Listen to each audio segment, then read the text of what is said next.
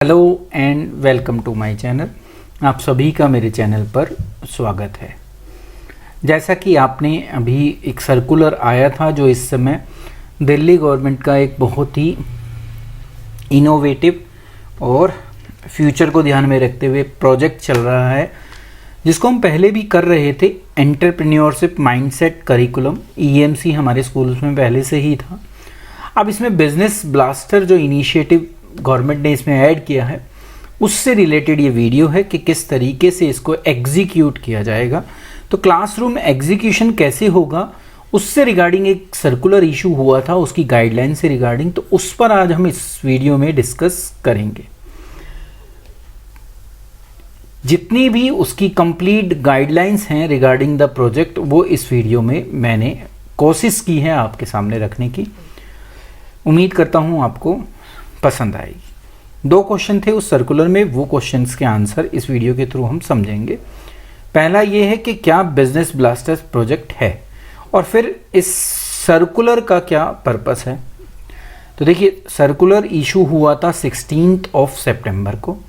Circular का link आपको description box में मिल जाएगा। Classroom idea should be done using the same criteria, मतलब कि उन्हीं 4 कैरेक्टरिस्टिक के ऊपर बेस्ड होना चाहिए। जैसे यूज़फुल, क्या वो जो प्रॉब्लम थी या जो ज़रूरत थी हमारे समाज की, उसको उसके लिए यूज़फुल होगा या उसकी सॉल्यूशन के रूप में काम करेगा, पहला। क्या वो प्रैक्टिकल है, दूसरा। फिर क्या वो प्रॉफिट या सोशल इम्पैक्ट डाल पाएगा, क्या हम उससे प्रॉफिट कमा पाएंगे या वो एक सोशल इम्पैक्ट डाल पाएगा। और फिर क्या ग्रोथ पॉसिबिलिटीज़ हैं, क्या भविष्य में इसका ये जो बिज़नेस हम कर रहे हैं इसको आगे बढ़ाने के चांसेस हैं। तो इन सब चीज़ों को, इन कैरेक्टरिस्टिक्स को उस सेलेक्टेड बिजनेस आइडिया पर एक बार टेस्ट करना है। स्टूडेंट एक से ज़्यादा आइडिया सेलेक्ट कर सकते हैं इस पॉइंट ऑफ टाइम पर, क्योंकि उन्हें अभी कुछ और दिन मिलेंगे उसको फाइनलाइज करने में, तो वो अभी एक से ज़्यादा अपने पास रख सकते हैं। स्टेप 4 आता है अब develop the idea and prepare the presentation. अब जो आपने सॉल्यूशन ढूंढी है उसको, आइडिया को डेवलप करो और एक प्रेजेंटेशन आपको पेश करनी पड़ेगी इसके बाद। तो आप देखेंगे कि क्या अपॉर्चुनिटीज़ आपके पास अवेलेबल हैं उस बिजनेस आइडिया से रिगार्डिंग डेप्थ में जाकर। अब हम जो भी टारगेट ग्रुप है जिसके लिए हम वो बिज़नेस करना चाहते हैं, उनके साथ हम बात कर सकते हैं, उनसे एडवाइस ले सकते हैं कि आपकी क्या इच्छा है। जो एडवाइस जो है EMC से ले सकते हैं, बिजनेस कोच से ले सकते हैं, EMC टीचर जो है आपके, उनसे ले सकते हैं, जिससे आपको क्लियरिटी मिले। They should answer question like, ये जो क्वेश्चंस हैं उनके आंसर वो दे पाएँ, इस चीज़ को भी उनको ध्यान में रखना है। पहला, अपॉर्चुनिटी को पहचानना कि मेरा क्या टारगेट ग्रुप है, उसकी क्या नीड है या प्रॉब्लम है, कैसे वो नीड को हम सोल्व कर सकते हैं या उस प्रॉब्लम को सोल्व कर सकते हैं और नीड को फुलफ़िल कर सकते हैं, और कितना बड़ा मेरा टारगेट ग्रुप है। तो ये सब मेरे पास, इनके जवाब स्टूडेंट की उस टीम के पास होने चाहिए। फिर सॉल्यूशन को डिफ़ाइन करना है इन 4 कैरेक्टरिस्टिक्स के ऊपर बेस्ड। वो यूज़फुल होना चाहिए, प्रैक्टिकल होना चाहिए, प्रॉफिट या सोशल इम्पैक्ट वाला होना चाहिए, और ग्रोथ की पॉसिबिलिटीज़ हों। Once they have develop the idea covering, जो ये पीछे के पॉइंट थे, तो उसके बाद उन्हें अपनी थॉट्स को कलेक्ट करना है और एक प्रेजेंटेशन बनानी है। द टीम शुड डिसाइड, पहले से ये डिसाइड उनको करके रखना है कि टीम मेंबर में से कौन है जो उस प्रेजेंटेशन को पेश करेगा, किसकी कम्युनिकेशन स्किल अच्छी हैं, ये पहले से डिसाइड होना चाहिए। Team should be encourage to get at least 2 different student to present, कम से कम टीम में से 2 मेंबर प्रेजेंटेशन के लिए तैयार करने हैं। प्रेजेंटेशन वर्बल भी हो सकती है, ब्लैक बोर्ड का यूज़ भी हो सकता है, चार्ट पेपर का भी यूज़ हो सकता है। तो अभी उनको सिर्फ ये बताना है, एक तरीके से उन्हें एक आइडिया पेश करना है थ्योरेटिकल फॉर्म में, प्रैक्टिकल फॉर्म में नहीं। वो अपनी कोई क्रिएटिविटी करना चाहते हैं प्रेजेंटेशन में, तो वो भी उनको अलाउ है। रिहर्सल जरूर करें, ये EMC टीचर बच्चों को जरूर बताएं। जिससे वो कॉन्फिडेंटली वहाँ पर बोल पाएँ जब उनको इसको प्रेजेंटेशन करना होगा। क्लियरली बोल पाएँ, फ्लुएंटली बोल पाएँ, आई कांटेक्ट बना पाएँ, इतना विश्वास उनके ऊपर होना चाहिए इन सभी से चीज़ों से रिलेटेड कि वो बोल पाएँ।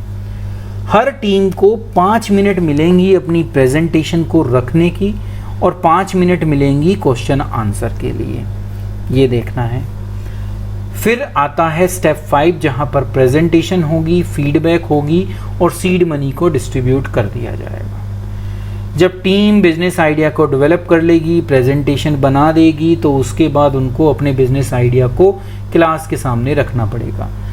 क्लासमेट फिर उस पर फीडबैक देंगे प्रेजेंटिंग टीम को कि क्या उसके अंदर 2 अच्छाइयाँ हैं और कहाँ पर वो और इम्प्रूव कर सकते हैं। तो सारी क्लास को इन्वॉल्व होना है उस टीम के लिए। प्रेजेंटेशन में हमने पढ़ लिया कि 5 मिनट मिलेगी, 5 मिनट का क्वेश्चन आंसर सीरीज होगा। ईएमसी जो टीचर हैं वो कमेंट को नोट करेंगे जो भी बच्चों के बीच में आपस में वो प्रेजेंटेशन हुई उसका। ये यहाँ पर ध्यान देना है कि जो सीड मनी का डिसबर्सल है वो 15 अक्टूबर तक हो जाना चाहिए। इन सभी स्टेप को फॉलो करते हुए इस चीज़ को हमें ध्यान में रखना है। एक परफॉर्मा है जिसके बेस पर ये डिसीजन लिया जाएगा कि उस टीम को सीड मनी देनी है या नहीं देनी है। सबसे पहले टीम का नाम होगा, टीम के मेंबर्स कौन कौन से हैं और बिजनेस आइडिया के बारे में, ये तीनों यस होने चाहिए जब ही आपको सीड मनी डिस्ट्रीब्यूट करी जाएगी। क्या टीम ने प्रेजेंटेशन बनाई? Yes. Was team able to describe the target group, किन के लिए वो बिजनेस करना चाहते हैं, किन की प्रॉब्लम को सॉल्व करना चाहते हैं, किन की ज़रूरत को पूरा करना चाहते हैं, वो बता पाए वो, अगर यस होगा। क्या टीम सॉल्यूशन भी दे पाई जो वो प्रॉब्लम या नीड उन्होंने ढूंढी है उसकी, अगर ये भी यस होगा। जब ये टीचर इसको फिल कर देगा सभी टीम से रिलेटेड, तो ये रिपोर्ट जो है एचओएस के पास सबमिट हो जाएगी और एचओएस सीड मनी रिलीज कर देंगे अगर तीनों चीज़ों पर यस होगा तो। मैंने अभी तो आपको बताया था कि जब तक ये 3 नहीं होंगे यस, टीम को सीड मनी डिस्ट्रीब्यूट नहीं होगी। अब बात आती है जब सीड मनी डिस्ट्रीब्यूट हो जाए तो फिर उनको प्रैक्टिकल फील्ड में जाना है। उसके लिए कुछ सेफ्टी गाइडलाइंस को फॉलो करना है कि ग्रुप में जाएं, फ्रेंड्स के साथ जाएं, प्रोजेक्ट को एग्जीक्यूट करने के लिए अपने जो भी, क्योंकि अब पैसा मिल चुका है, आइडिया पता है आपको, टारगेट ग्रुप आपको पता है, सॉल्यूशन आपको पता है, तो अब आप अपने प्रोजेक्ट को जब पूरा करने जाएं, मतलब कि उसको एग्जीक्यूट करने जाएं, उस प्रॉब्लम को सॉल्यूशन देने के लिए जाएं, तो ग्रुप में जाएं। ऐसी जगह जाएं जो आपकी फैमिलियर लोकेशन हो और एक्सेप्टेबल वर्किंग आवर में जाएं। स्टूडेंट अपना स्टूडेंट आईडी कैरी करेंगे ज़रूर जब वो कहीं पर भी लोगों से मिलने जाएं। कोई भी एक्टिविटी अपने उस बिजनेस आइडिया को इम्प्लीमेंट करने से रिलेटेड करें तो वो जब कहीं जाएं तो इस बिजनेस ब्लास्टर प्रोजेक्ट जो दिल्ली गवर्नमेंट का है, पहले इसको इंट्रोड्यूस करें जिससे उनमें उन लोगों का कॉन्फिडेंट बिल्ट हो सके जहां पर वो जा रहे हैं। स्टूडेंट अपने पेरेंट्स को और टीचर को जरूर बताएंगे जो भी वो मूवमेंट कर रहे हैं, जहां भी वो जा रहे हैं। स्ट्रेंजर हाउस में नहीं जाना, किसी भी अनफेमिलियर स्पेस में नहीं जाना। इन चीज़ों को फॉलो करना है हर स्टूडेंट की, उस पूरी टीम को एक तरीके से कहें। प्रोजेक्ट को इम्प्लीमेंट किया जाएगा और स्कूल लेवल प्रेजेंटेशन की जाएगी। तो जब eligible team seed money receive करेगी तो वो अपने प्रोजेक्ट को, अपने बिजनेस आइडिया को इम्प्लीमेंट करना शुरू करेंगे। स्टूडेंट को 1 महीने का समय मिलेगा अपनी उस बिजनेस आइडिया को रियलिटी का रूप देने के लिए, जो सीड मनी उन्हें मिली है उसकी हेल्प के थ्रू। जब ये स्टेप खत्म हो जाएंगे तो हर टीम को स्कूल लेवल के जो सिलेक्शन पैनल होगा, जिसमें कुछ लोग बैठेंगे, अभी देखेंगे कौन कौन होंगे उसमें, जो टॉप 3 टीम होगी उनको नॉमिनेट किया जाएगा स्कूल के लिए, स्कूल लेवल पर स्कूल के द्वारा जो डिस्ट्रिक्ट लेवल कंपटीशन है उसके लिए, जहां पर 1000 टीम पार्टिसिपेट करेंगी।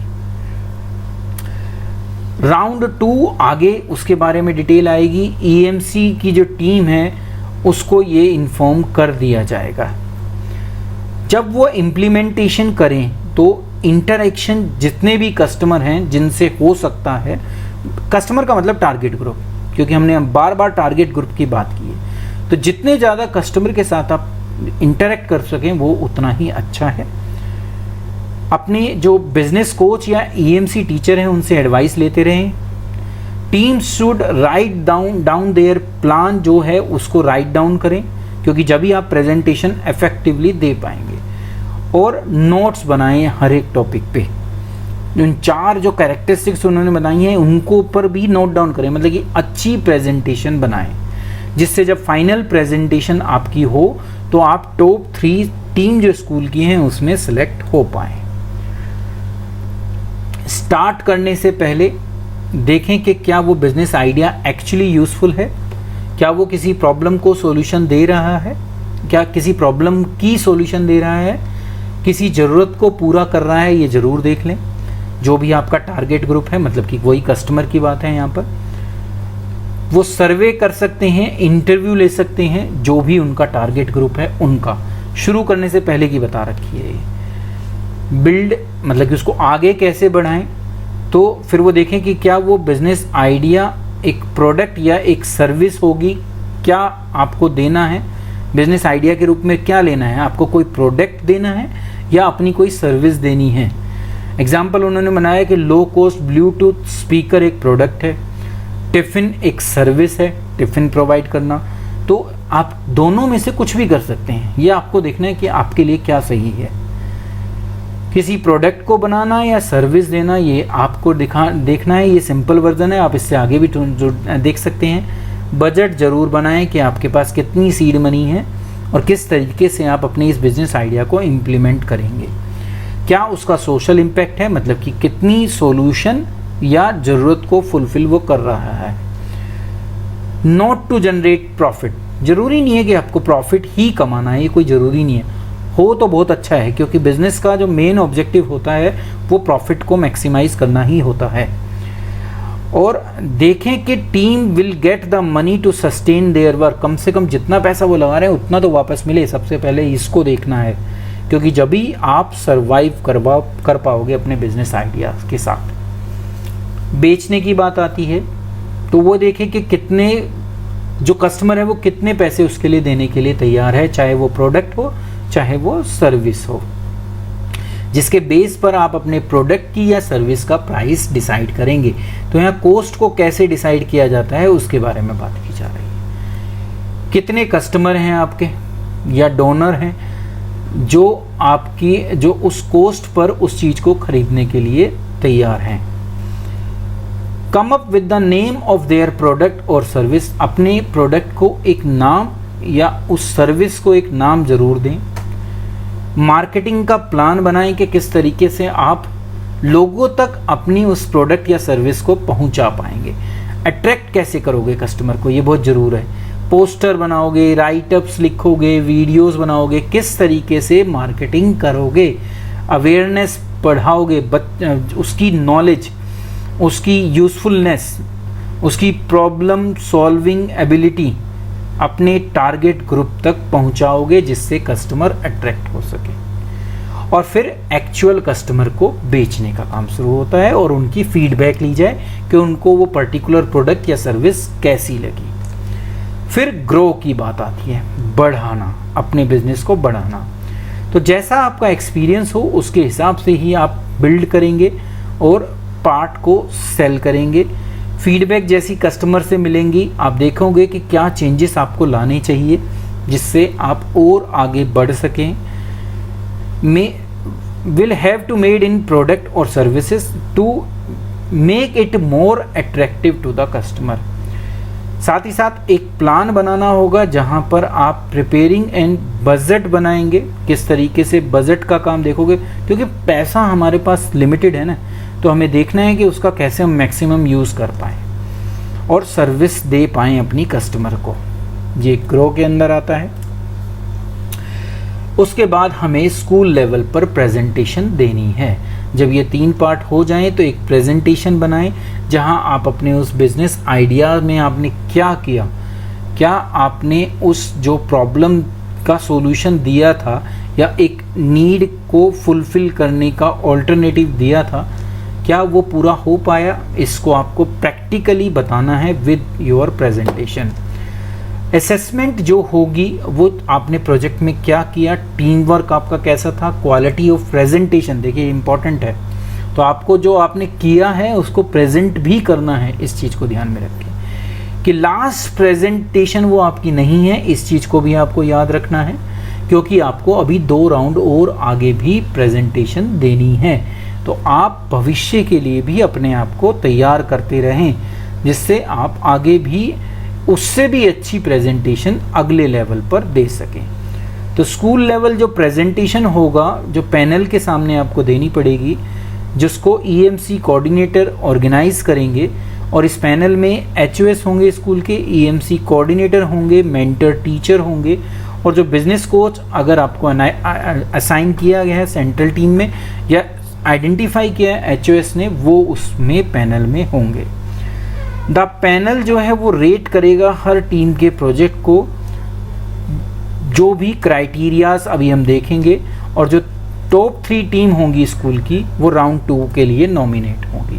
ये वो क्राइटेरिया हैं, वही 4 फीचर जिनको ध्यान में रखना है कि टारगेट ग्रुप के लिए वो यूज़फुल था कि नहीं था, प्रैक्टिकल था या नहीं था, क्या उसको रियल में किया जा सकता था और हो सकता है, ये प्रॉफिटेबल था या सोशल इम्पैक्ट डाल रहा था, ये देखना है, और उसके बाद भविष्य में उसकी क्या ग्रोथ पॉसिबिलिटीज़ हैं, इनको, मतलब कि वही 4 क्राइटेरियाज हैं जिनके बेस पर आपने अपने उस बिजनेस आइडिया को या कहें कि उस प्रॉब्लम को या नीड को आइडेंटिफाई किया था और उसके बाद उसकी सॉल्यूशन प्रोवाइड की थी। बी पार्ट आता है इसमें टीम वर्क, जहां पर आपको देखना है कि टीम वर्क, टीम में पैशन और मोटिवेशन था कि नहीं था, क्या वो मिलकर काम कर पा रहे थे या नहीं कर पा रहे थे। सी पार्ट आता है कि प्रेजेंटेशन कितनी थी, तो क्या आप कॉन्फिडेंटली डिलीवर कर पा रहे थे अपनी प्रेजेंटेशन को, क्या क्लियरिटी थी थॉट में कि आप एक्सप्लेन कर पाएँ जब आपसे क्वेश्चन पूछे जाएं, तो ये उसका सी पार्ट था। तो ये सारे पार्ट थे जिसके बेस पर आपकी पैनल के द्वारा असेसमेंट की जाएगी और जो टॉप 3 टीम्स होंगी स्कूल की उनको नॉमिनेट कर दिया जाएगा नेक्स्ट राउंड के लिए। तो ये था बिजनेस ब्लास्टर प्रोजेक्ट का एग्जीक्यूशन। उम्मीद करता हूँ कि ये वीडियो सभी स्टूडेंट्स के लिए और इंक्लूडिंग टीचर्स के लिए स्कूल में यूज़फुल रहेगी। Thank you.